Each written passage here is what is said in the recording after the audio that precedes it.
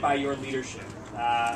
If you talk about somebody who has fought on behalf of this community around foreclosures, on every single issue that this president cares about, that I care about in terms of housing and neighborhood revitalization, you have one of the great leaders in the nation standing right behind you.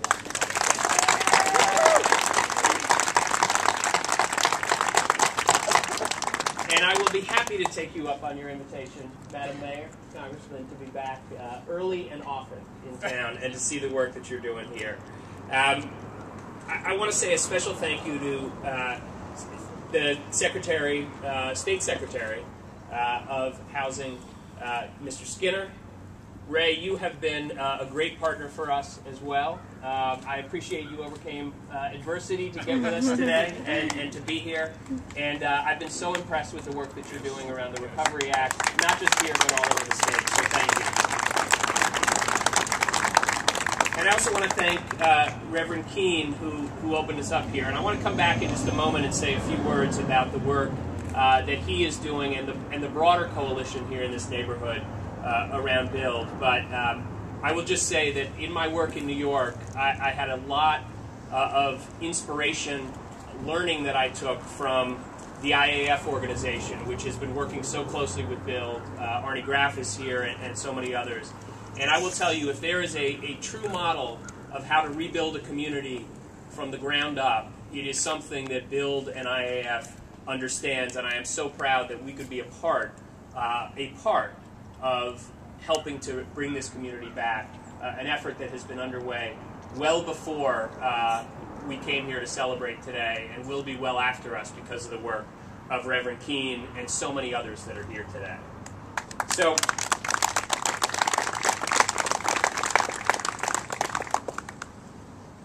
you've heard, probably more eloquently than anyone can talk about it, Congressman Cummings talk about what the Recovery Act means right here in this community. And you've heard that it is really fundamentally about three things: creating jobs, helping those that have been most seriously harmed by this economic crisis, both the people and the places that have been harmed. But it's also important to remember, as Congressman Cummings said so eloquently, that it's also about ensuring that we build the right kind of future. That while we are rebuilding immediately today and focused on getting people back to work as quickly as possible, helping those who have been hurt by the economic crisis, we also have to be focused on the long term and building the kind of neighborhoods and the kind of nation that we all want. And I think before I talk a little bit more about what that longer term means here, let me take you back, not just talk about the future, but take you back about a year to where we were when the Recovery Act was passed. And to recall that we were, in the eyes of many, many respected economists and others, literally on the verge of a second Great Depression. We were losing 750,000 jobs a month when this president took office and when we passed the Recovery Act. And today, despite some partisan claims that the Recovery Act may not have accomplished things, observers from across the spectrum agree that the Recovery Act has created or preserved about 2 million jobs, with the nonpartisan Congressional Budget Office, in fact, saying it's as many as 2.4 million jobs at this point. Our economy went from shrinking at 6% in the first quarter we took office to growing at 6% in the last quarter that we saw. So we have a lot more to do on this front, and we will keep fighting, but we have made real progress as a result of the Recovery Act. And if you need any evidence of that, look behind me. Look at what City Arts has meant for jump-starting affordable housing development and creating good-paying jobs. Remember that the low-income housing tax credit for the last 2 decades has been the single most important financing source for affordable housing development across the nation. But when our credit markets froze, so did the investments states were able to make, leaving investors on the sidelines, causing the value of tax credits to plummet, and stopping developments like City Arts dead in their tracks.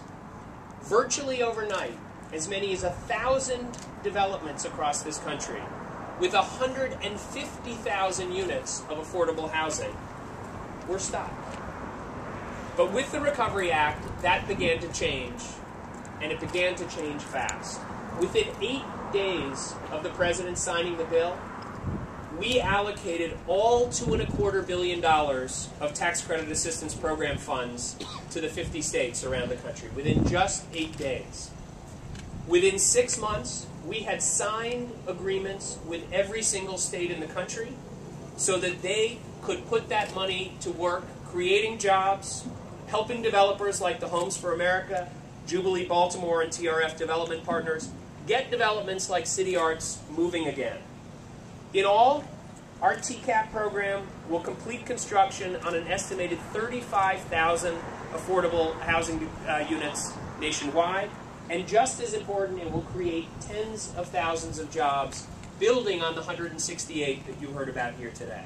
That's 168 Maryland residents who, without the Recovery Act, would have had nowhere to turn.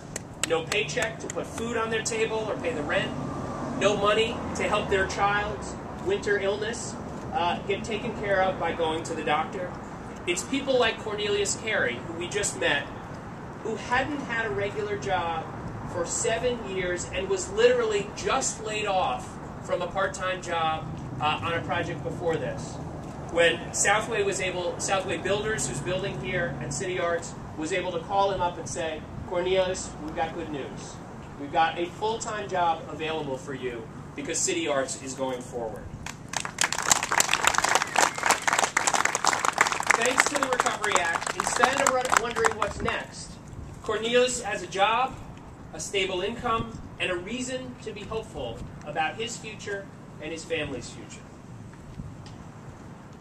But I talked a moment ago about the importance of this Recovery Act for the future. And I want to spend a moment talking about what this means for this community going forward. Long before the Recovery Act was passed, long before this most recent economic crisis hit, this neighborhood had seen difficult times. And the Reverend, all of the members of BUILD, all of the partners that are here, the city, the state, had been working hard to make sure that this neighborhood came back, not just from a year or two of economic adversity, but decades of economic adversity.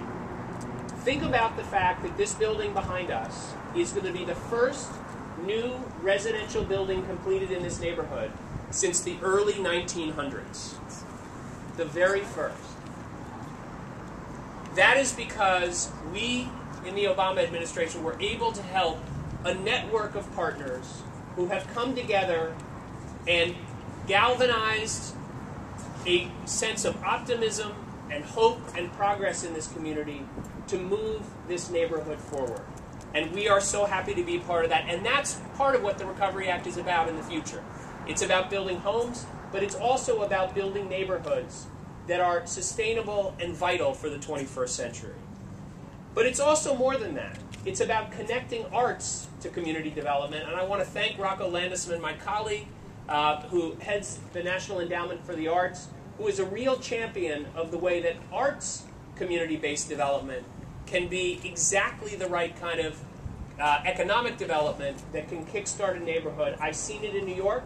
We were able to do it when I was housing commissioner there. And this is a great example of how the arts can be a longer-term part of the future of this community.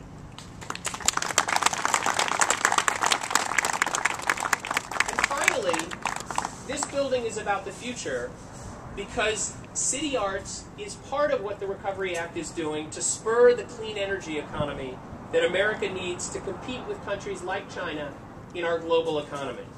By following the Enterprise Green Communities building criteria, the first new residential building built since the early 1900s is going to be a true 21st century building. It's incorporating sustainable design elements and creating a healthy living environment only 2 blocks from the train station while seamlessly integrating that into this broader neighborhood. Now that's what we call a sustainable community.